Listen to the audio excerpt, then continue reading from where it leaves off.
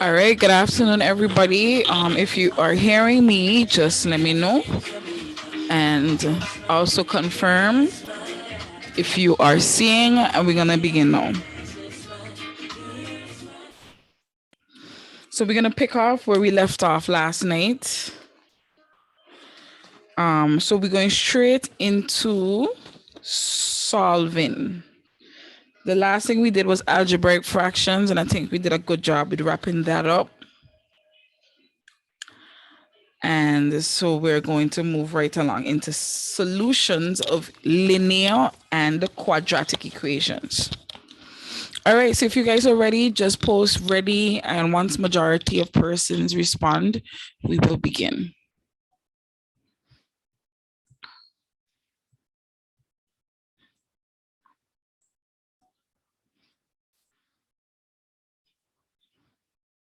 For those who missed last night's session, feel free, the video from was already posted, so you guys can log on to Google Classrooms and you would see summary notes too.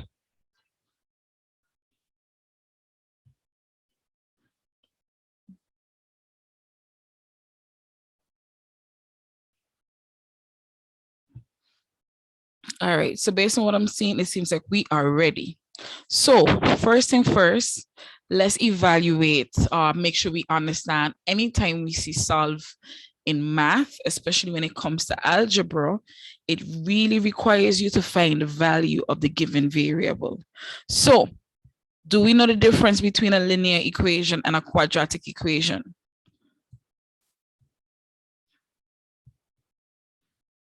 Yes, no. Do we know the difference between a linear equation and a quadratic equation?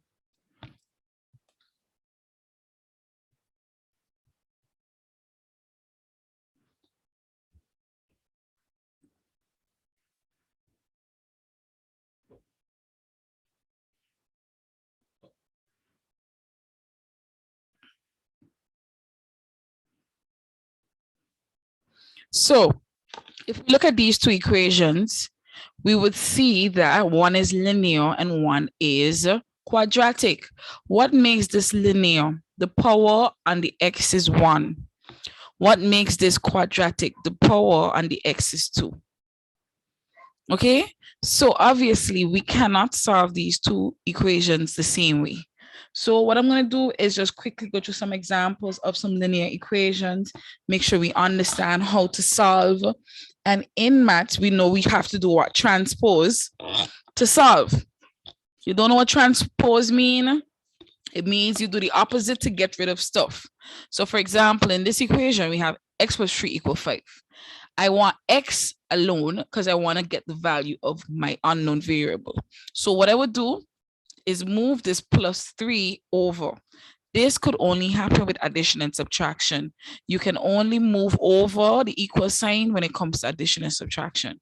When it moves over, it becomes minus 3. So we have the answer is 2. Simple stuff. Remember, we're just going through the basics. Quick. Similarly, if I had x over 2 is equal to 5, I want x alone. What do I do? This means divided by 2. What is the opposite of dividing by 2? Multiplying by 2. Whether you do on one side, you do on the opposite side. So this is going to cancel. So we're going to have x is equal to 10. Next example, suppose I had 2 over x is equal to 3. Let me just use some other terminologies, make it easier. 6 over x is equal to 3. How do I find x here? Anybody remember what do we do when the variable is in the denominator? We switch it. Y'all remember that? We switch it. Wait, I don't take my laptop charging. Hold on there. Let me make sure. Okay, charging on. All right, so everybody remember that you switch it. So this would become 6 over 3 is equal to x. For those who are not sure, I'm going to do it the long way. I want to get x out of the denominator, so I multiply by x, right? Because you know it means divide by x, whether you do on one side, you do on the opposite side. So what does this give us? This gives us, because this and this is going to cancel, we're going to end up with 6 is equal to 3x. Agree or disagree? We want x alone, so we got to divide by 3 on both sides. When I divide on 3 by both sides, what am I ending up with? X is equal to 6 over 3. Same thing. You see, you avoid all of this by just simply doing what? Switching. Everybody with me? And we know that 6 divided by 3 is simply 2. So x is equal to 2. X, the pen stuck a little bit. Give me a minute. Sorry. So as I was saying, x is equal to 2. This is simple stuff. Obviously, nothing like this will ever come. Nothing like this will ever come. You would always get some drastic expression. So let's try something drastic. Let's try let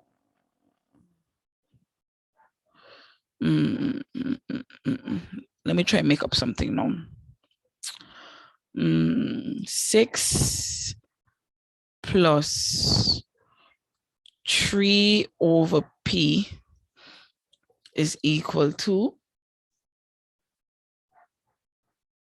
what? So let's say 10.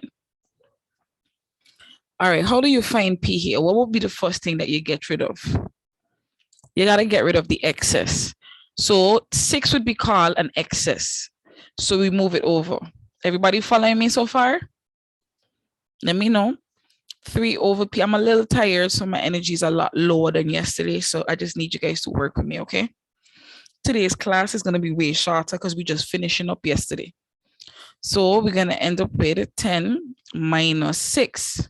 So we have 3 over P is equal to 4. You realize everything here is aligned? You realize I am not doing more than one thing at a time? That is what you need to do, especially if you know you want to maximize your marks to avoid making mistakes. So from here, you look at it and remember, oh, I want P, but P is in the denominator. What do you do if you want to get P? You switch it, right? So it's going to become 3 over 4 is equal to P. So P is equal to 3 over 4. So in this case, P is not a whole number. P is what? An actual fraction. How do I change this to a decimal in your calculator? What do I do to change this to a decimal? This means 3 divided by 4. And we're going to get 0.75. Everybody with me?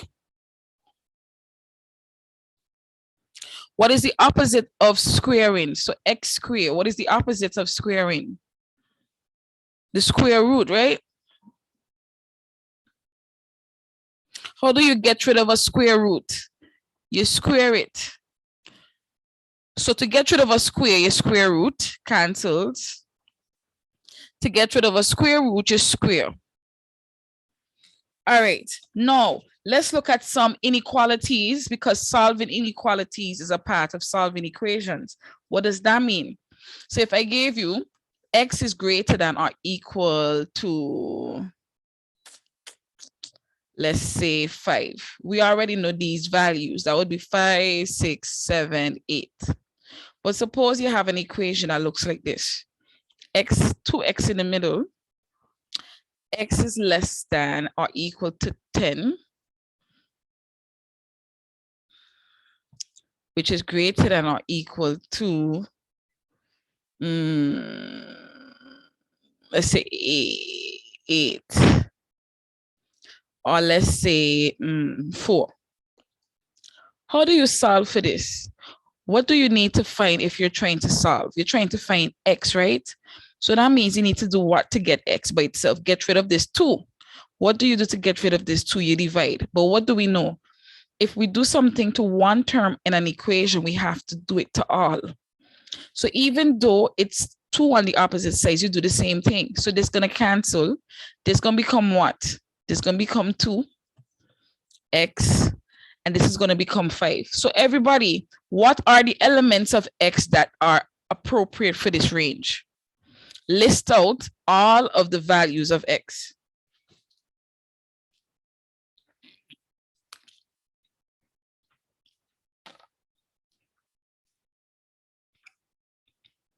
Awaiting. What are the values of x?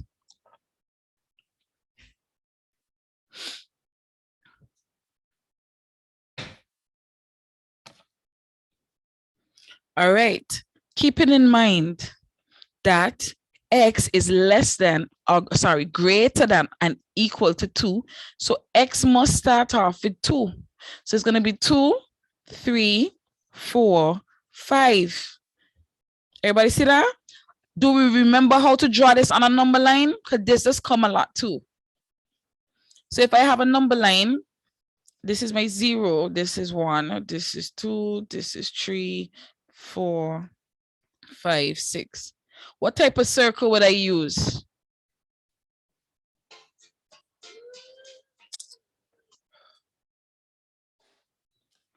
Closed circle, shaded circle, and you have to use 2 of them because you have a lower limit and an upper limit, right? So above the 2, you're going to draw a closed circle. Above the 5, you're going to draw a closed circle. In between them, you're going to draw what? A line, because this means that you are representing all of the digits from 2 to 5. But what did I draw it over? I draw it over 6. So you have to be careful. It has to be over 5. Just today, I was marking and some students was making this mistake. Now, my next question is, hold on. I just had it. Suppose it was less than and equal to. what would you use? What type of circle do you use for this sign? An open circle. If there's no upper limit, you would always represent an end by an arrow. So for example, if I tell you draw x is greater than 2, so I would put the x, this open thing or over 2 and put the arrow, because this means that you're continuing, which is the difference between having 2 endpoints. Everybody with me? Everybody good to go? So let's look at this inequality here then. Let's look at this inequality now.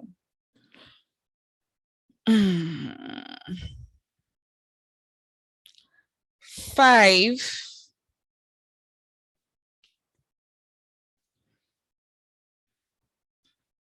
negative 2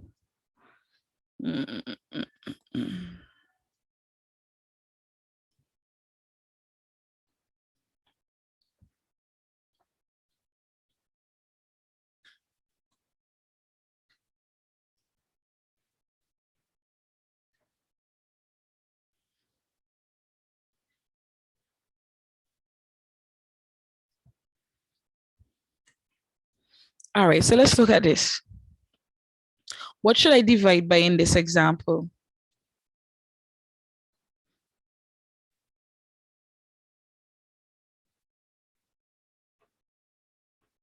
Positive 2 or negative 2? It has to be negative 2, right? Anybody remember the rule about this? What do you do when you're dividing inequalities by a negative number? What has happened to the signs? The signs is going to change direction. So this is going to cancel. So this is going to become X. But what happened to the sign? And you know, this is going to become positive 3. And then, you know, this is going to become negative 4. Everybody remember this rule? Anytime you multiply or divide an inequality by a negative number, it changes the direction of the sign. If you got it, say got it, and that's all we're going to deal with, and we're moving on. Okay? I'm watching, because guess what we're going to move into now? We're going to move into simultaneous equations, the both types. Okay, so somebody said they learned it. Well, a few persons saying they're just realizing this now. I would have gone through it once or twice, but not in depth, to be honest. So this is something you need to remember, okay? Anytime you multiply an inequality, it doesn't change an equal sign, because you know, an equal sign is just an equal sign. But when it comes to an inequality, if you multiply or divide by a negative number, it changes the direction of the sign.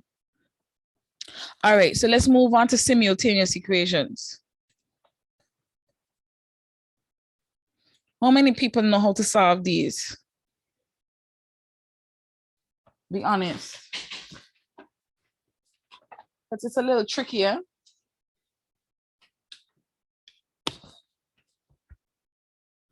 So simultaneous equations, I'm just going to start off from the bat using a challenging question. Oh.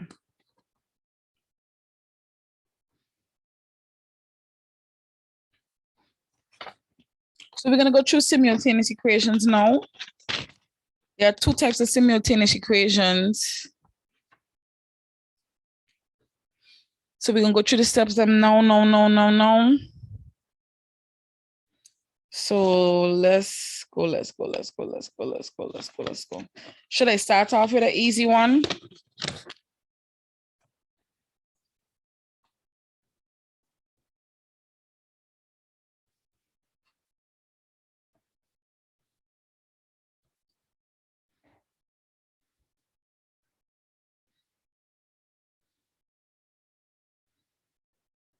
Sorry.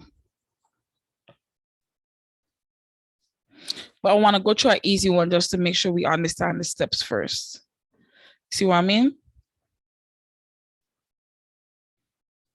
So this is just to make sure we remember the steps.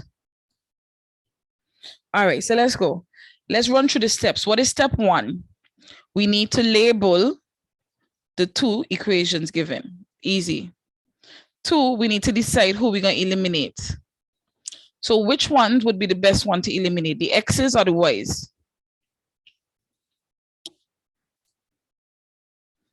Anybody could answer quickly? The x's, why do we eliminate the x? Because they're already matching. They have the same sign, they have the same coefficient. And you know, coefficient would be 1, right? Everybody remember that. So the next thing is now, this is the other rule. You have to add when the signs are different. You have to subtract when the signs are alike. This is the most important rule. In this case, the signs are what? The signs are alike. So what would I do to eliminate?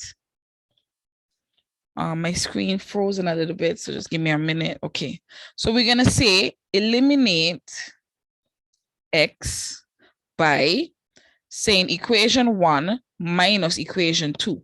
Why is it okay for me to subtract 2 from 1? If you look at 1, 1 is the bigger equation. Everybody with me?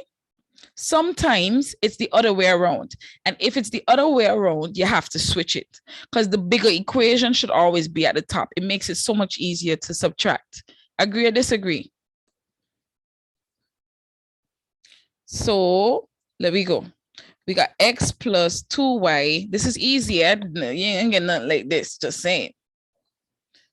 Just saying. But we're just going through it for the steps purposes. CXC likes to see these steps. You must state these things. So because the signs are alike, we just subtract. So this is how you're actually subtracting. You're subtracting these two from each other. You're subtracting these two from each other. And you're subtracting these two from each other. You have to pay attention to the signs. Luckily for us, everything is positive, so it's easy. So for example, positive x minus x is what? 0. Everybody agree with that? So we have successfully eliminated x. Let's go now. Positive 2 minus y, because even if we take into account these clashing signs, what do they become when they come together? A subtraction anyways. So you realize it doesn't affect the subtraction. So you're really going to end up with what? 2y minus y is equal to what? Positive y. So y is equal to 5 minus 3, which is 2. So you see, this is easy. Y is equal to 2. What do you do next? Once you find one of the variables, you have to find the other. And how do we find the other? What's the second step? Because it's 2 steps. Step 1 is eliminate to find one of the variables. Step 2 is to substitute to solve. No, when I say substitute, we know what y is. So you just need to choose one of these equations to substitute. Which one look like the easier one? Equation 1 or equation 2? Because it's all about working smart. You pick the easier equation to substitute. Excellent, that's equation 2. So substitute to solve, and I am going to say, you tell CXC that you know what you're using. Using equation 2. So you write it, x plus y equal 3. And you know what y is. Y is 2, so you substitute. So x plus 2 is equal to 3, and you solve. That's easy. Carry this bad boy over. X is equal to 3 minus 2. X is equal to 1. And so do I leave my answer like this? My pen got frozen again. Apologies. You don't ever leave your answer like that. What was the point of all of this? To solve. So at the end, you must say, therefore, x is equal to 1 and y is equal to 2. Everybody with me? So let's go back over the steps again. You get the equations, you choose, you label them. Label 1, label 2. You decide who you're going to eliminate. We decided we eliminated x because you must have the same coefficient to eliminate 2 variables. Then we need to decide how are we going to eliminate it? Do we add or do we subtract? If the signs are alike, you subtract. If the signs are different, you add. So we subtract them from each other. We got rid of x successfully. We found y. That's half of it. The second half is substituting to find x. Y, sorry, x here. So let's try a hard one now. Y'all ready? Let me know.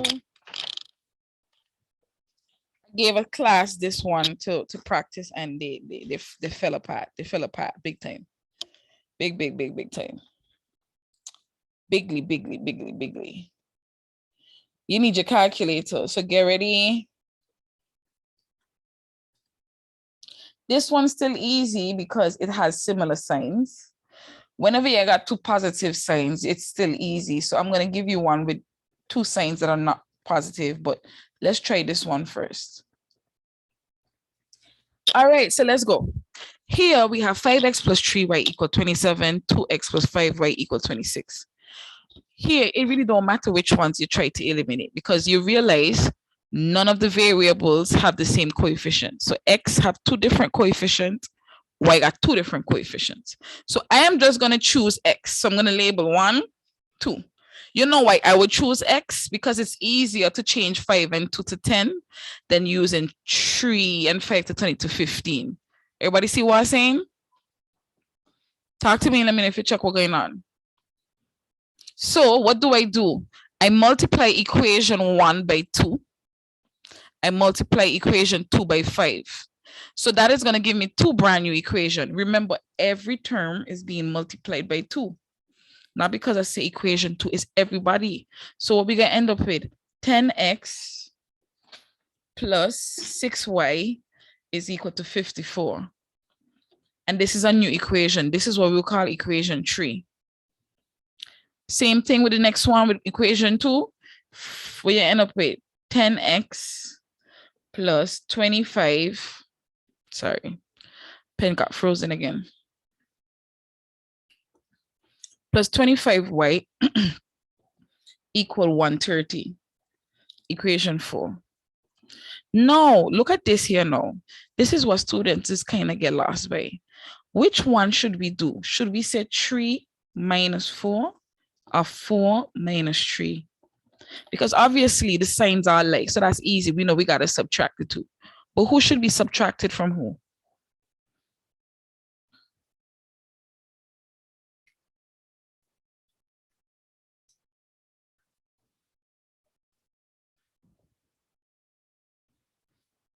It got to be 4 minus 3.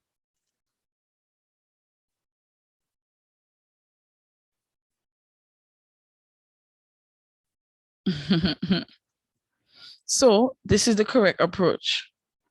And remember, they're looking for all the workings. You don't do the workings, you don't get a max. Something like this is like 3 max. So I have to rewrite them. Write equation 4 to the top. I'm just going through this here quickly so we're on the same page, okay? Plus 6y equals 54. My pen kind of sticking, so just be patient with me, okay? So we're going to subtract the 2. 10 minus 10 is 0. 25 minus 6 is 119. Equal what? 76. That's correct. So what do we end up with? We end up with a simple equation. 19y is equal to 76. Can I find y? Yep. Divide by 19 on both sides. Somebody with a calculator, I need you to just work that out for me, please. So what is y? Y is equal to, thank you, y is equal to 4. So again, because there's two things we need to look for, we check off, we got y. So what do we do next? Who we need to find next? We got to find x. So the step 2 is substitute y equals to 4. And which equation you think is going to be the easier one to use? I can go back to the original ones. So I can use equation 2 because that's the smallest equation. So I'm going to use 2x plus 5y equal 26. And we know what y is. So we have 2x plus 5 times 4 is equal to 26. So we got 2x plus 20 equal 26. Pen is frozen a little bit again. Whew. I'm so tired. So we're gonna just push through because trust me, I'm like really tired. So we're gonna just try to get through this and we could be done quickly. So what do we have? We have x, 2x is equal to 6. Everybody with me? You realize this is all simplifying? So x is equal to 3. And you should know how I got x is equal to 3. Yeah, we got to push through. We got to push through. We got to push through. We just got to tug it through. So how do we write our final answer? X is equal to 3. Y is equal to 4. Everybody see that? Same steps. Same steps, same steps. No, here's the trick about this. This is what I'm not going to do a whole new equation. Suppose this was negative. Wait. Yeah, suppose instead of a plus, this was negative. Do you know that this changes everything? Because guess what you're going to end up having? 25y minus negative 6y. Y'all realize that? So let's say if I were to break this down step by step, because this is where students just make the mistake. So let's focus on each column by itself. So you would have had 10x minus 10x. Everybody agree with that? But then you would have had what? Positive 25y minus negative 6y. You can't ignore these two signs. Both of them going to clash. And so what this will become? This would become 25y plus 6y, because we know a negative and a negative can give us what? A positive. Everybody see that?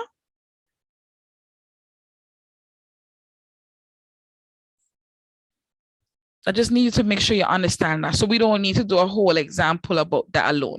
It's just things you need to look out for. So guess what? That's it for simultaneous equations. The steps, let's go over it one more time. Choose label the equations, identify the one you want to eliminate, and you know what to do if you want to eliminate. You add if the signs are different, subtract if the signs are alike. You find one, and once you find one, you substitute to find the other, and that's it. Yeah? All right, second to last topic, and the last topic, then we're done with class. So you just got to take it. We almost there. Don't give up. Don't give up. If I ain't giving up, you can't give up. Yeah, check. Let me do this. We got this. We got this. We got this. We got this. You see, and the way to get over being confused by the equations is practice, okay? Practice, practice, practice, practice. I sent you all textbooks, a lot of examples in the textbooks, okay? So when they say change the formula, change the subject of a formula, all of this we should know. Y'all know what that means, right? If I give you this weird looking equation, so check this out. The square root of p over t plus 2 is equal to 10. And I ask you to find t or make t the subject. Be honest, how much people think they could handle this? Yes or no? That's all I need to know. Can you handle this? Yes or no? Okay, be honest. I appreciate the honesty. I'm waiting. So I'm going to give you some hard examples so that we could go through it together. Okay, so based on what I'm seeing, majority is saying no.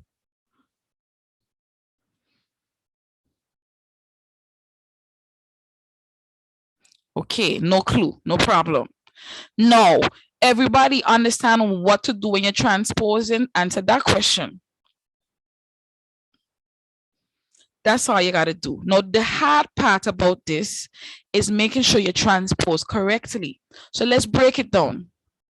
What do we want to get by itself? We want to get what? T. Agree or disagree? But before we get to T, what do you realize going on here? Ain't a bunch of things going on. You got to get rid of the plus 2. You got to get rid of the P. You got to get rid of the square root. Based on this image, which one do you eliminate first? Because that's important. And I need everybody to try, even if you're not confident. Who would you get rid of first?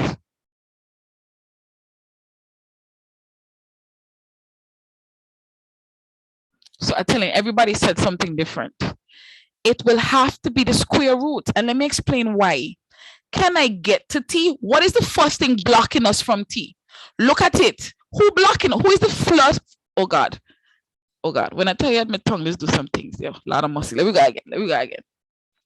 Who is the first thing that blocking us to get to t? If you was like a truck and you're driving, you check? If you're driving, coming this way, who is the first thing that's stopping you?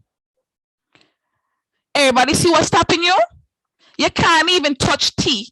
Sorry, you can't touch P. You can't even touch the 2 because who blocking you? So you see who you need to get rid of first? Everybody see how you should be looking at it? You look at the outside and then you zoom in last. Because T is inside there. You can't get to T. You can't get to P. You can't get to 2 without getting rid of the square root. So based on the rules of transposing, we know we got to do the opposite to get rid of stuff. What is the opposite of square root?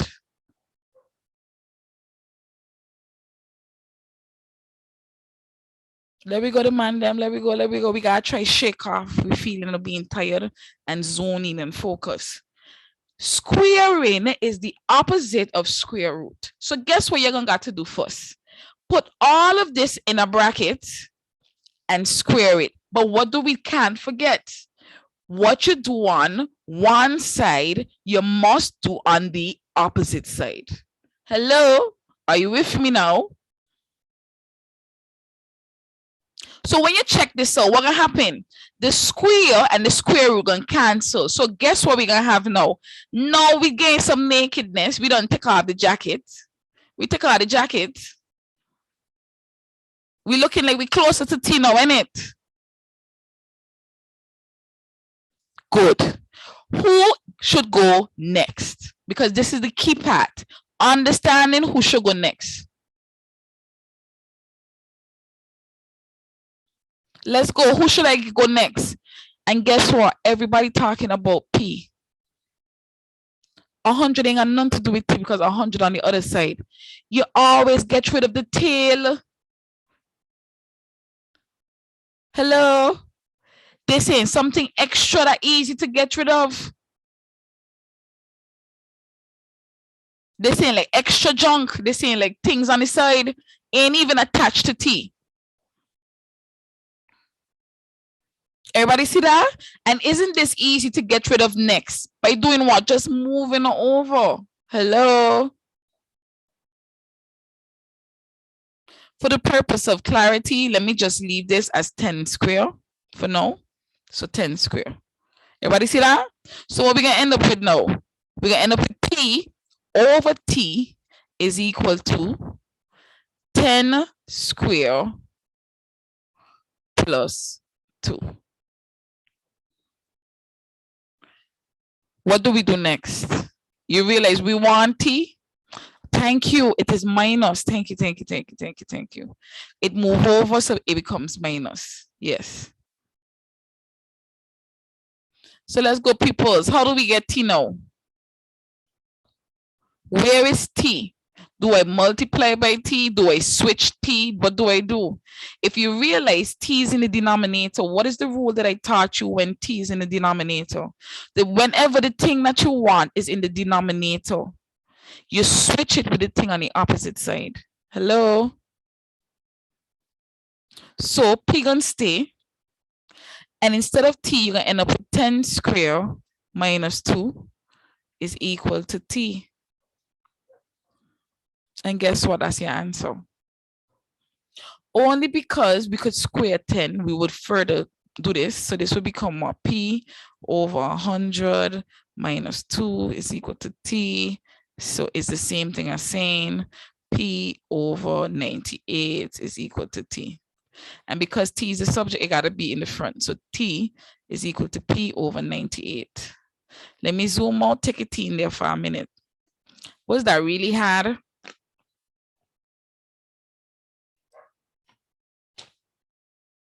Talk to me, people. Was that really hard? You realize what you have to also make sure you understand the transposing rule. You got to remember the transposing rule. You want to get rid of something, you do the opposite.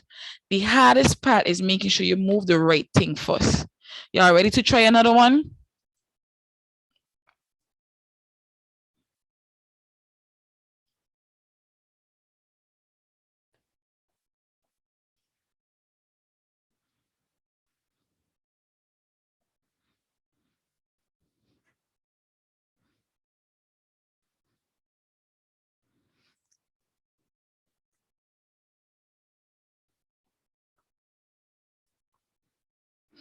All right, let's go. Based on the thinking we had before, because everything I teach is for a reason, or every example I go through is for a reason. Who should we get rid of first? Let's go, everybody. Who should be the first person we look at removing? Let me see if we learn anything before.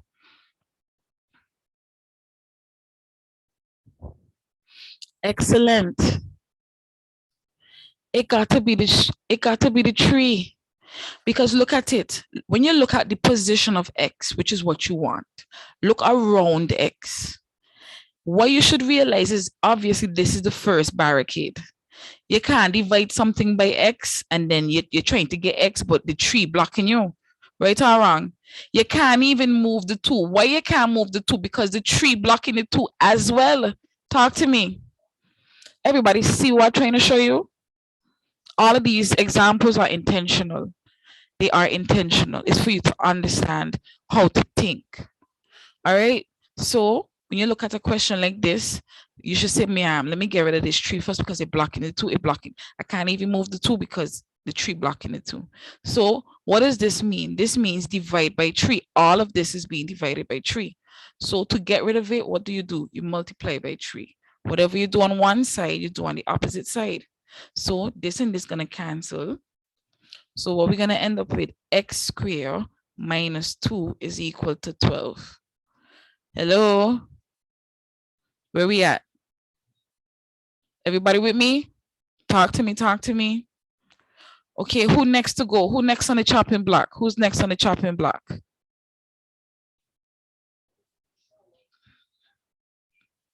That's it. The obvious, and remember, you realize this is always the next thing. You can't touch the square without moving the plus, the minus 2. So you move her over. So you get x squared is equal to 12, and they're going to become what? Plus 2. So x squared is equal to 14.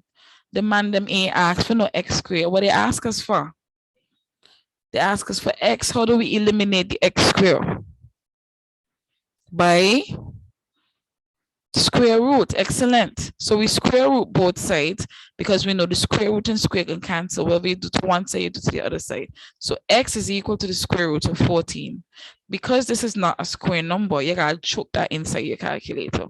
But let's get back to the overall picture. Do we understand the steps taken? Is it becoming more clearer to you?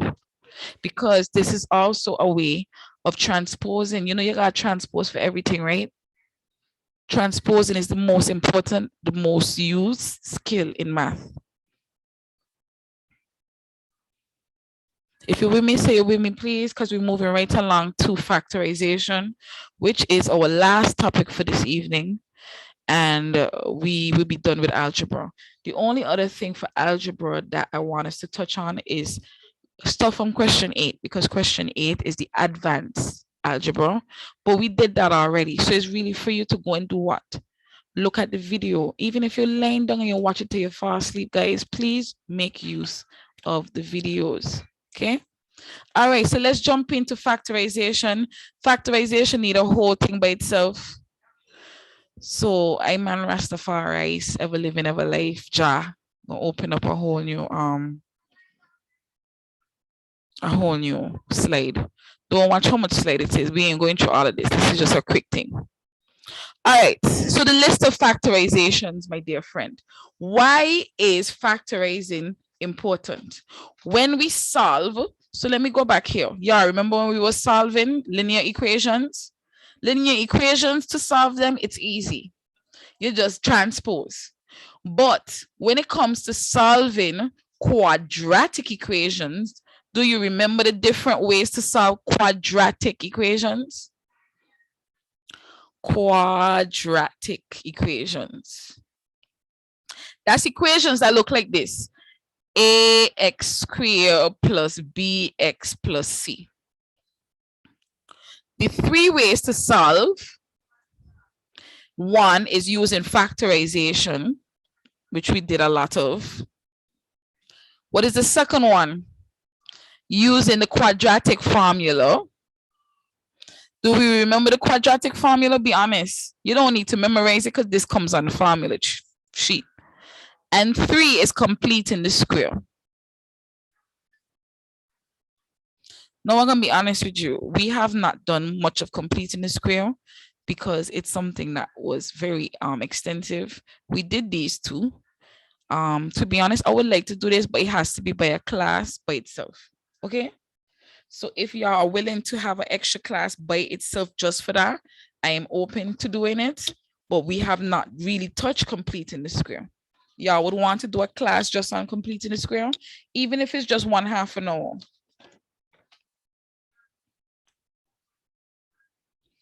All right, so let us look at how to factorize. So we're going to go through all of the different types of factorization. After tonight, you should be able to see any question, any equation, and know, oh, it's either this, that, or that. So let me get back to the document, which was this. And I'm going to outline the different types of factorization. Are you guys ready? Because this is our last topic, yeah? If you really type ready, because you know I need some energy at this moment. Anytime you hear my English accent, yeah, it's because I'm completely tired. And it's only Monday. What am I going to do for the rest of the week? We're going to tug it out. Okay. So there are 5 types of factorizations. I recommend that you take note of those that you may not be as strong in and put in some practice. I can send this document here. This document is like a summary with some examples about factorization, all the different types. It got examples, it got worded problems, it got everything you want. So if you want me to send it to you, just shoot me a message. I got you. Okay, I got you. All right. So let me go. Let's look at the types of factorization. The first type of factorization is the most basic. Is the factorization that utilizes the distributive law. All right, just remind me after class and I will send it to you via WhatsApp. The distributive law. What does that mean? It means if you look at the equation, there's something that each term have in common. So let's look at this example. 2p plus 2m plus 2y. What type of factorizing is this? This is distributive because what is the common element here? 2. So you pull it out. So to factorize this, you just simply pull out 2. So what is going to be left back? P plus m plus y. Yeah? Sometimes the common entity or term could be a variable. It could be a combination of variable. It could be a combination of a number and a variable. You see what I'm trying to show you? For example, 9p squared, 3p to the 5th power. Both of them have 3 in common and both of them have a certain number of p in common. You always pull out the highest common factor. That's the distributive law. If you got it, say got it, please.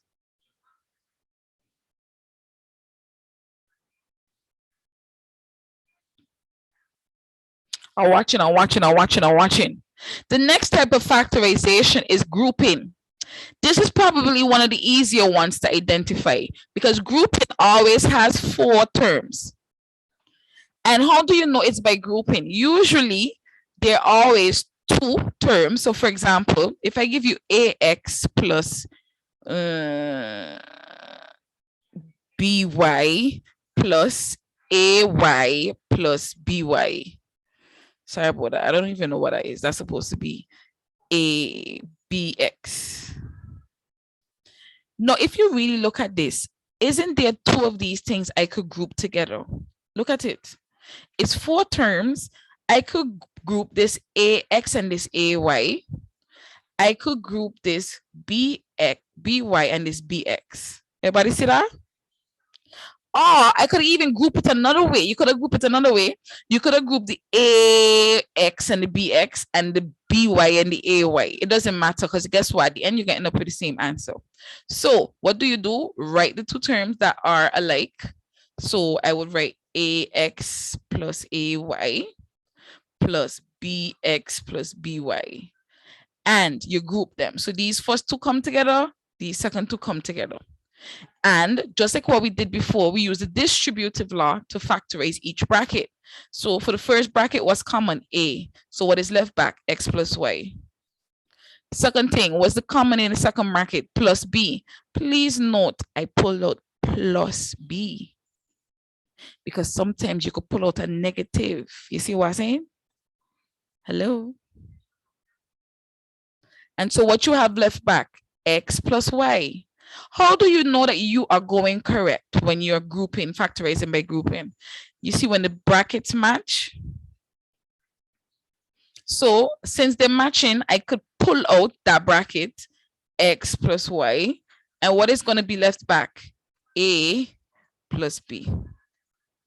Everybody remember this? So that's a perfect example of how to use factorization by grouping. So what is the identifying element here? It must have four terms where each, the first two, the second two got something in common. And another thing, do you realize that the distributive type of factorization is inside a grouping?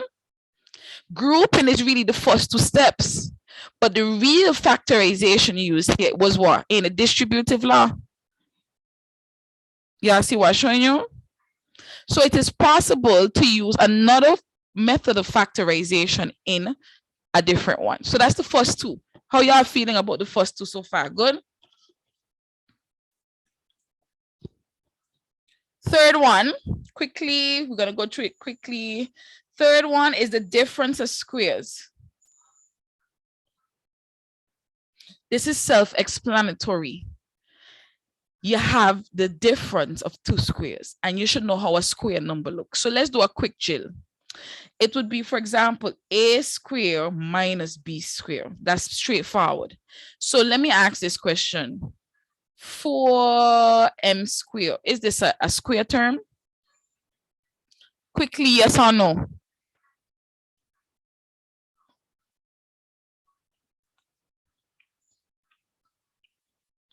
Yes, it is, because look at it. Isn't 4 a square number? Yes, it's 2. And isn't m a square number? Yes, m. So 2m square is the same thing as 4m square. Look at it. 2m times 2m is what? 2 times 2 is 4. M times m is m square. Everybody see that? For those who didn't see it, Ash, you see it now? What about this one? 5p square.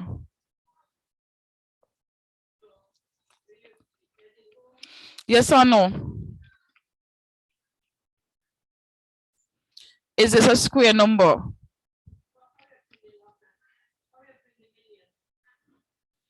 I need more people to respond, please. Is this a square number? No, it is not, because 5 is not a square number. Both of the terms, that must be square. Yes or no? Everybody see that? Let's try this one. 25. Is 25 a square number?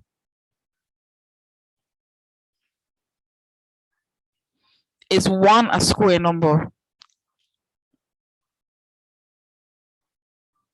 Yes, it is. Because we did all the square numbers from 1 to 17. So everybody should be able to identify square numbers on site. And I'm not going through those. So there we go. We know how to identify square numbers now, right? So this is the part you have to memorize. Once you identify who is your A and who is your B, you write the factorization form like this. A plus B, A minus B. Anybody remember this? Anybody remember this? So let's look through some examples quickly. So we're gonna just bust through some examples quickly. A, 25m square minus 1. How do I factorize this? What's step 1? We must find who is A. Who is A? What is the base number of 25m square? Y'all forget the m.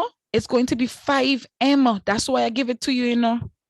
You can't forget that is a term that has both a number and a variable. Everybody see that? And what is B?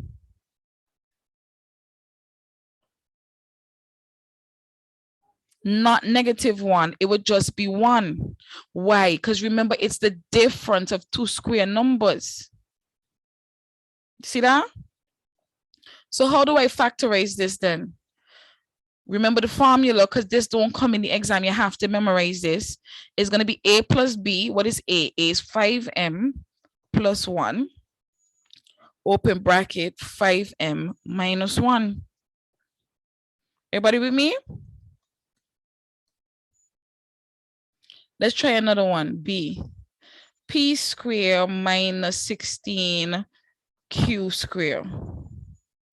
Let's go. What is A?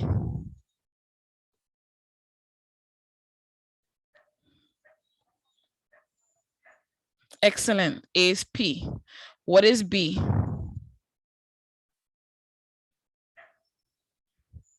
Oh no, that sounds so bad. I can't say it on the mic, but y'all know what it is. Don't forget the letters. So how do I factorize this? A plus B, A minus B. So P plus 4, letter Q, P minus 4, letter Q. Everybody see that? That's it. I'm not doing anymore. If you get a difference of square, would you be able to handle it now? What is the most important part? This part is the most important part here. Always find A, find B from the equation, and then you write it out like this. Okay, cramping, hold on there.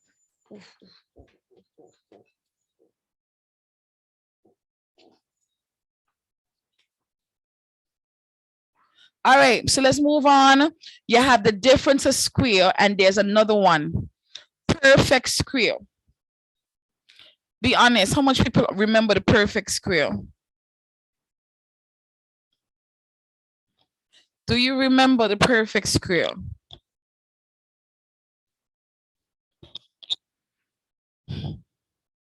So this is how the formula does look.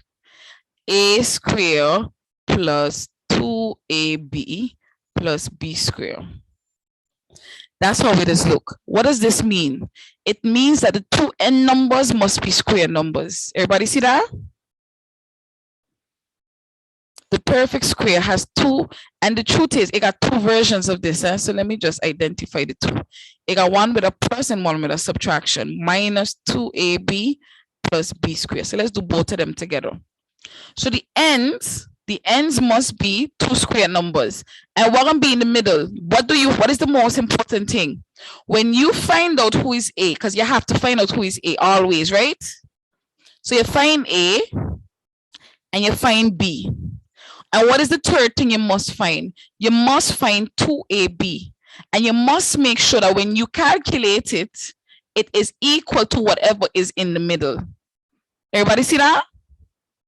And how do you factorize it? Here, you factorize it by saying A plus B square. That's why it is called a perfect square. And if here is a minus instead of a plus, right here is a minus, instead of A plus B, it's going to be A minus B square. Everybody see that? So this is the thing you got to remember. So let's go again. When you see an equation, first thing you have to identify if it's the perfect square. Are both n numbers square numbers? Yes. If it is, you're good to go.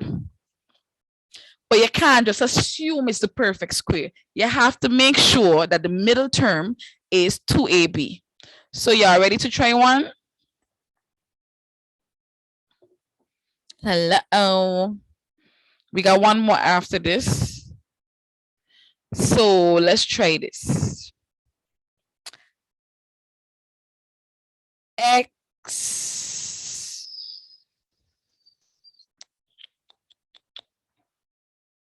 x squared plus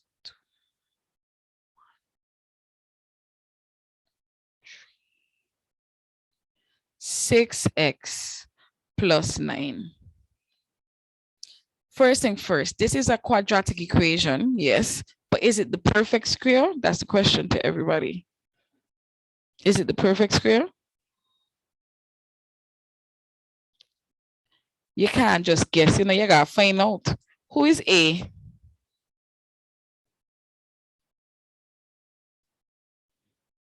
Wrong. I know I was going to get catch. Only Tyler have it right.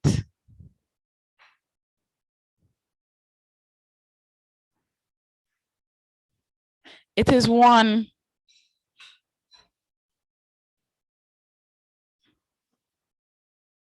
It is 1.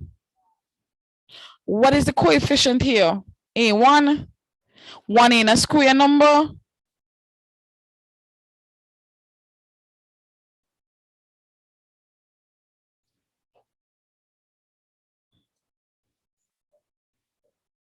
No.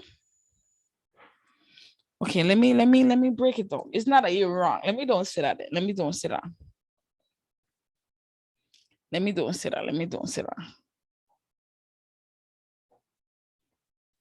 Okay, you have to consider it. Let's say 1x then. Is it okay if we say 1x, everybody? So A is actually 1x. But instead of saying 1x, what should we say? Just x, right?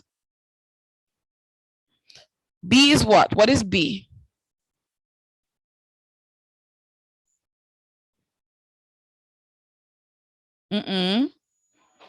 Remember, B just come from the back. Remember, this is different. You know, this is the perfect square. This is not a quadratic equation. B is the base number. What is the base number for 9? What is the square root of 9?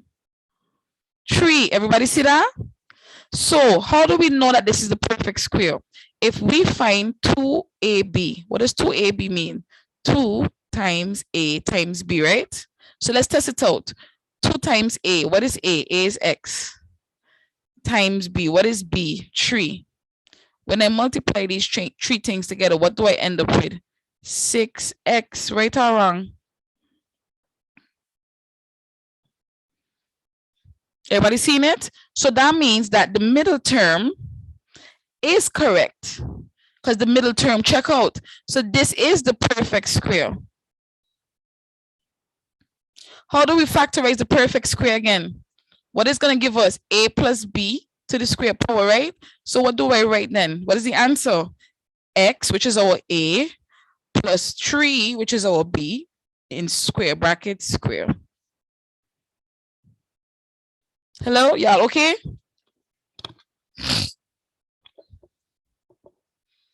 All right. The last one, we're going to go through some more, right? We're going to go through some more quickly, but the last one is the AC rule.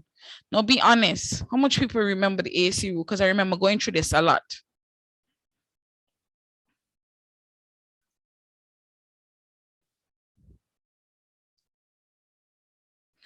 The AC rule is different from everything else. So you realize the perfect square got its own formula. The difference of squares got its own formula. Yeah, realizing that, right? And now the quadratic AC rule has its own formula. So this is where you would have AX plus AX squared, sorry, plus BX plus C. And that's where you get the AC rule. Because what do you always have to do? You have to multiply the A times the C. And then what do you do? Find the factors, right? Find the factors that add up to the middle term. Yeah, I realize it's almost similar to the one before. You use the ends to find the center. So let's try one now. Let me go. 2x squared plus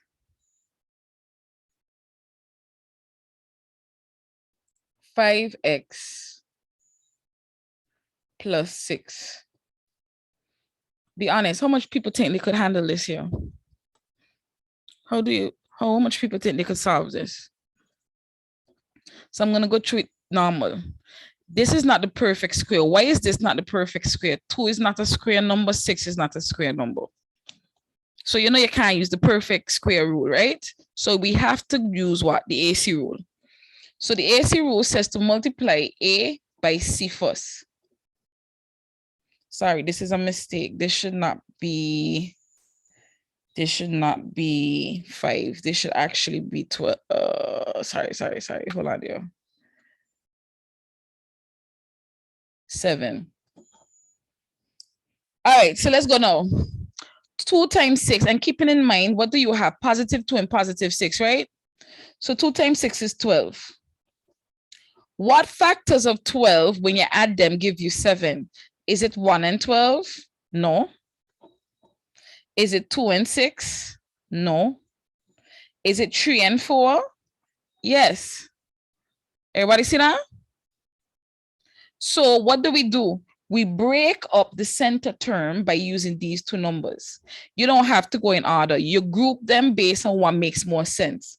So I'm going to start off. You bring this back down. So 2x squared. Which one makes sense to go first? The 3 or the 4?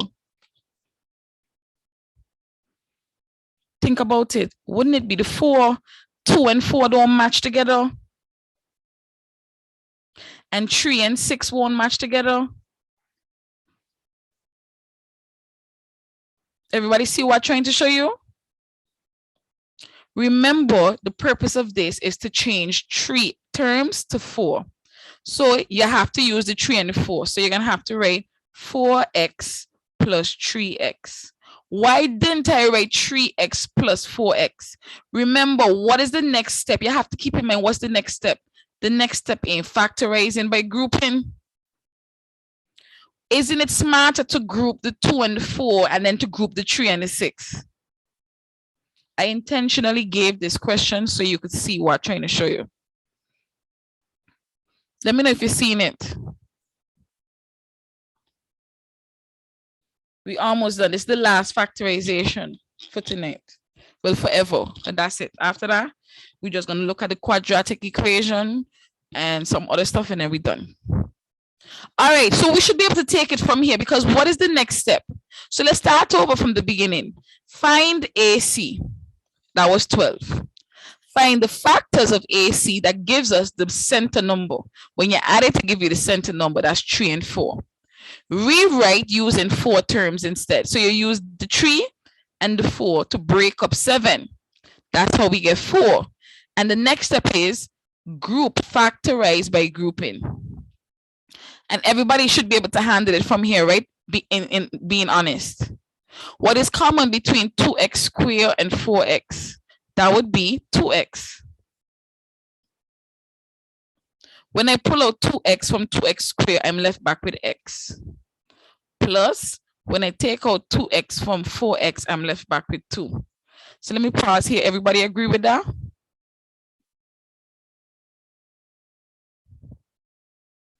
Excellent. Let's keep it moving. Plus, what's common between 3x and 6? 3. When I pull out 3, what do I left back with? X plus 2. When I stop, how do I know I'm going right? What should make you feel good? That these two matching. So I pull it out, x plus 2. And what would be my next bracket? 2x plus 3.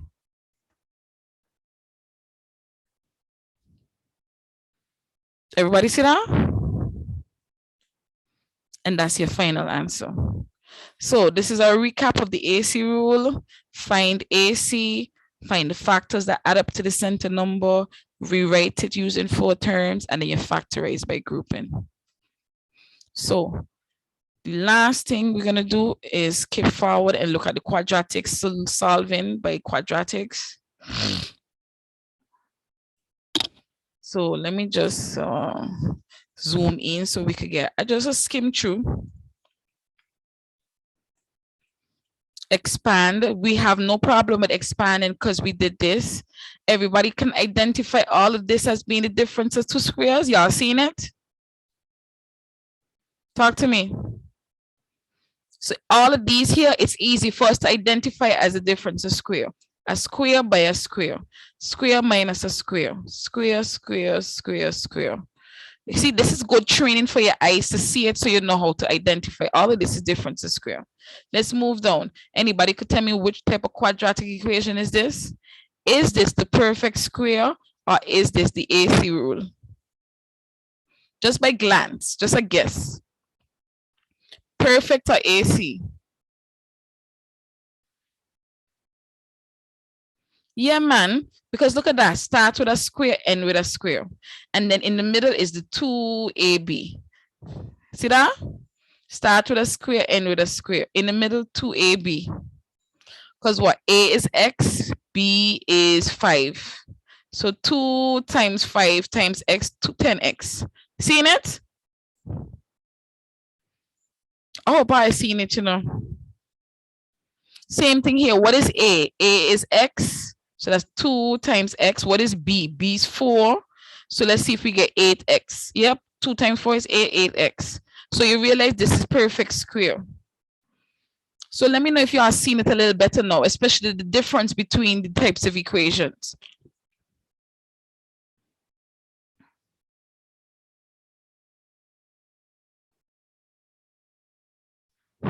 All right, so let's look at this.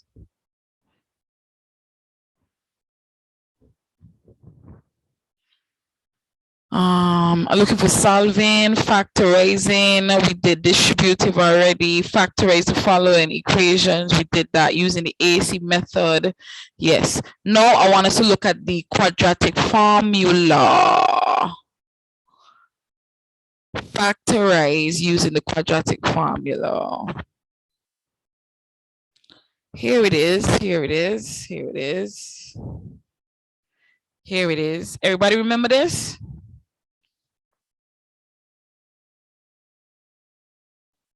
This is solving using the formula. So whenever they give you an equation, what do you find? You find who is the B, you find who is the A and who is the C, and then you substitute.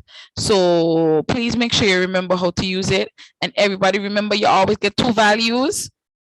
Everybody remember why you get the 2 values. Sometimes you have to add and then you have to subtract to get 2 different values. We did this before. So we're going to look at some examples with this because I need to make sure y'all know how to use it. And then let me see if it's completing the square here.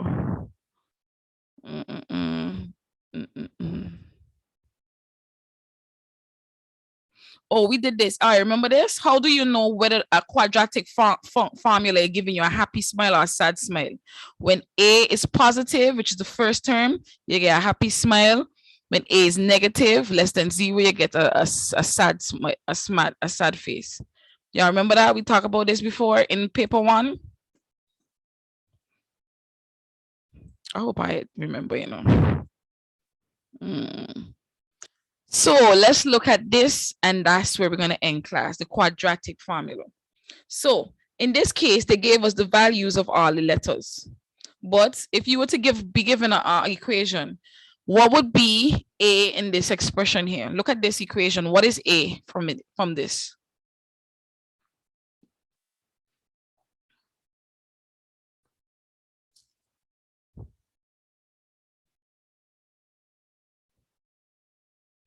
This is different, guys. A is the number. This is different. This is not like before. Remember before we were looking at the X? Everybody see that? Look at it. Let me go back up. You realize A is the number in front. The X, A is the coefficient. C is the constant. Everybody see that? So let's try again. A would be 1. That's why I want to make sure you understand the difference. You do that when you're doing the perfect square, the AC rule, but here it's different. So A is 1. What is B?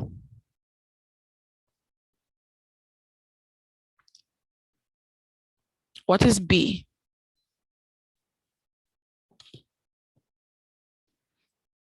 Nobody? Yes, that's correct. Look at it again. Remember, this is the formula here. This is the quadratic formula. Look at here. Ax squared plus bx plus c. A is the coefficient of the x squared. B is the coefficient of the x, and C is the constant. So let's go again. Who is the B then?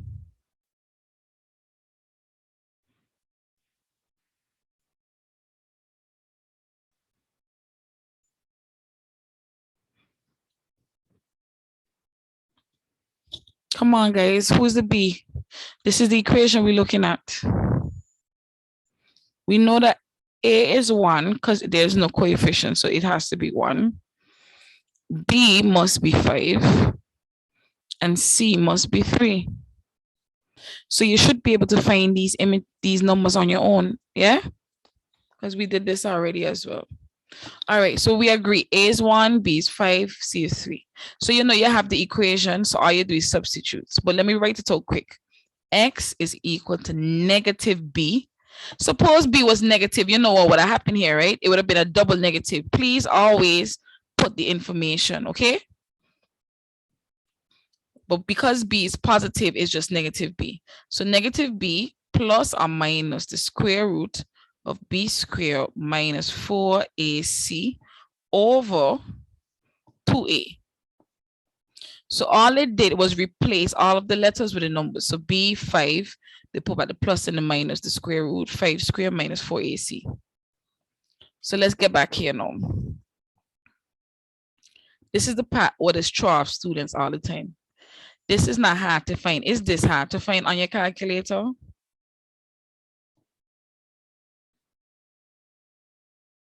What do you do to find this value in your calculator? It would be negative 5 divided by 2, which would be what, 2.5? Everybody see that?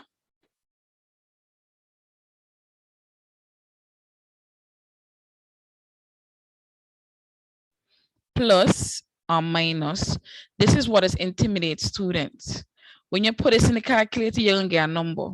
That number, you just divide it by 2, and they're gonna give you something here. Do we agree?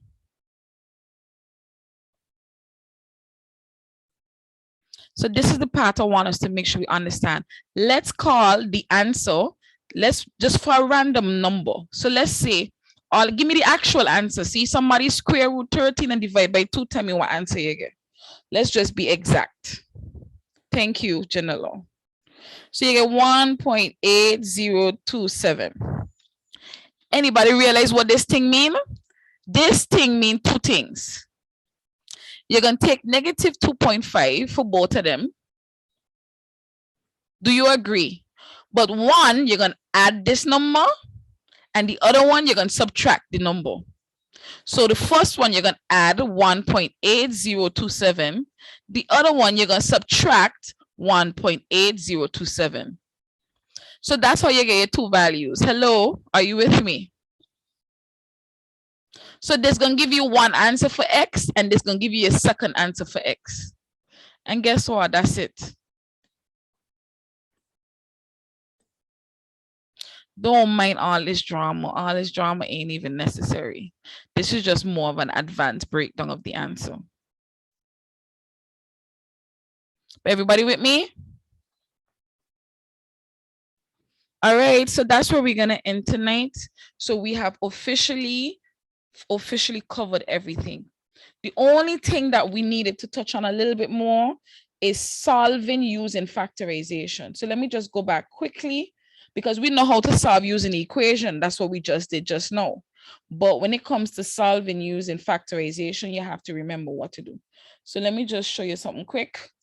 Let's say if they ask you to solve and you choose factorization. Let's say you end up with this, x plus 2, x plus 3. Anybody remember what you're supposed to do from here? You must put both of them equal to what? 0.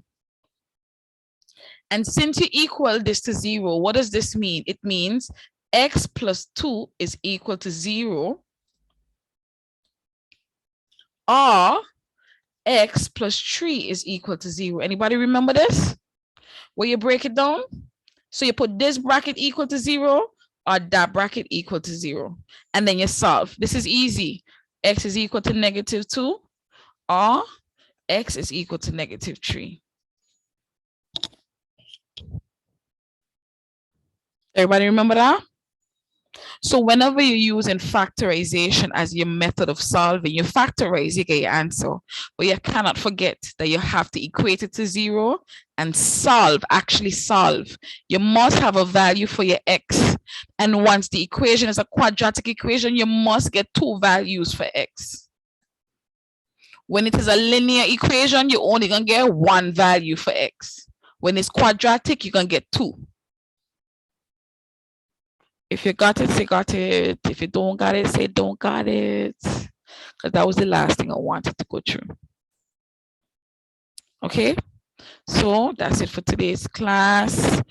I hope it was productive. I hope you guys remembered, or it helped refresh a lot of the stuff that we did before. Remember, all you got to do now is practice. I am going to try to send you guys this handout right now so you could go through it on your own if you like. Our next class, it's gonna be tricky because I have to work on Sunday. How much days we have until exams, guys? 2 weeks. I would like to try for tomorrow if possible. I have class at Washi, but if I have enough energy, I'll be willing to try again like today. So would you guys be up for functions tomorrow? Because y'all know how I is with functions. All right, so even if there's a few people who could make it, that's no problem. Everybody else could watch the videos. All right, guys, so that's it for today. See you guys tomorrow. I'll keep you updated if we have class. Okay, have a good evening. Bye.